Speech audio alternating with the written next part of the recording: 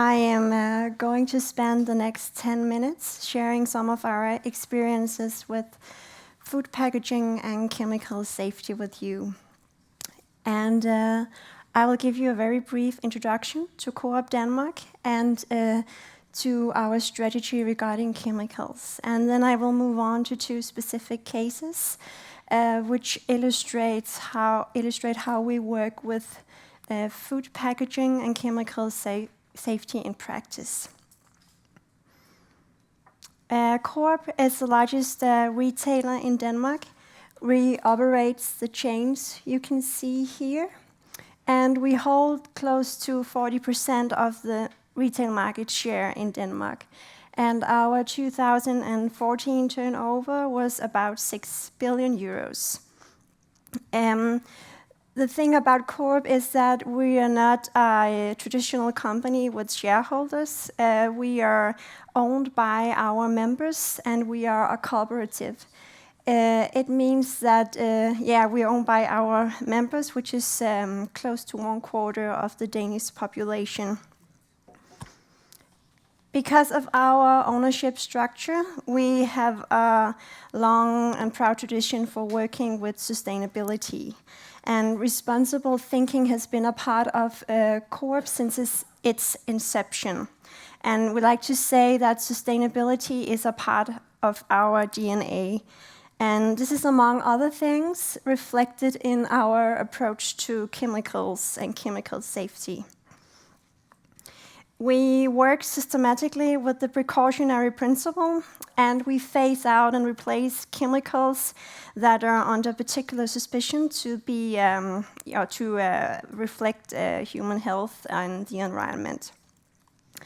And when it comes to the products that we sell under our private labels, we have very strict requirements. And in certain cases where we deem legislation inadequate, our requirements are more strict than legislation. And we develop these requirements on the basis of scientific evidence, opinions from SCCS, EFSA, and so on. And we do also listen to NGOs in our work. But of course, we're not scientists ourselves, so we are trying to work together with people who know what they are talking about.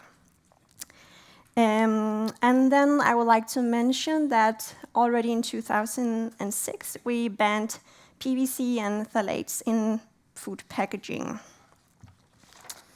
And also, we just launched a new chemical strategy, and the strategy initiatives include restrictions and bans on endocrine disrupting chemicals, allergens, and more in our products.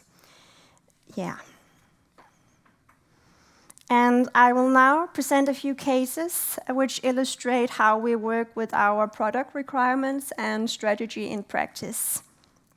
The first case is concerned with fluorinated substances in food packaging. In the late summer 2014, leading experts worldwide stated that the TDI levels of fluorinated substances were up to 1,000 times too high. And also more and more scientific studies indicated that they linked the exposure of the substances to serious health effects. So, and also the Danish authorities emphasized a need to be aware of these substances. So in September 2014, we decided to ban the substances in our private label assortment. And we started to phase out the substances, and we did some substitution and changed some packaging to other kinds of packaging without the substances. However, we experienced one big challenge, which is microwave popcorn.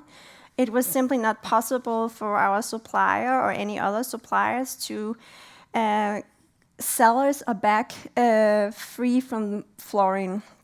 So in May this year, we removed microwave popcorn from our 1,200 shops. And the withdrawal turned out to be a very strong PR message, and this occurrence resulted in a massive media coverage.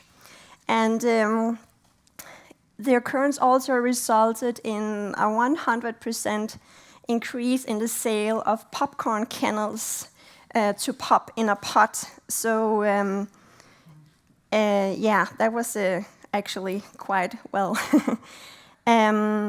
And lately we have also been working further with our supplier, and they actually just came up with a fluorine-free solution. So we are about to place a new product on the market, and we will more than likely be the first retailer in Denmark and in Europe and even in the world to place this product on the market.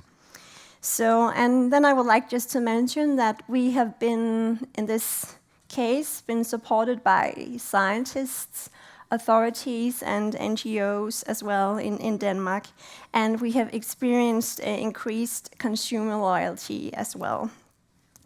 So at the latest, we also started to push our suppliers of what we call branded goods in order to make them also phase out these substances.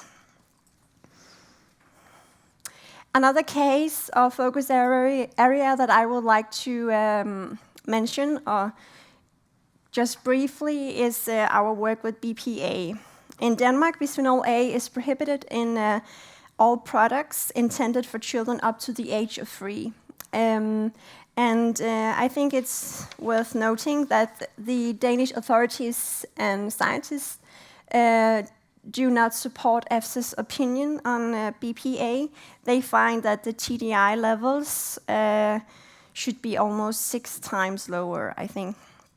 And the authorities also recommend that the Danish consumer avoid canned products and instead buy fresh food or food wrapped in Tetra Pak or glass or other packaging materials. So BPA in food packaging is something that we also work with, and for the moment we actually experience that a lot of the suppliers do change the packaging to, at least they change the lacquer to a BPA-free lacquer, but we do still put a lot of effort into to the work with BPA, and we do also work with other kind of packaging materials and try to place other products on the market which are not canned. So yeah. So I'd just like to sum up and say that we have a proud tradition within CSR, and it comes naturally for us to work with chemical safety. And in a world of powerful industries and where legislation can be several of years in the making, it is very important with responsible companies and retailers. And we do also have several of business cases that show that it makes sense, also economically, to take responsible action and even withdraw products from our shelves. And in general, we have experienced that being responsible can be a competitive advantage. So that was all.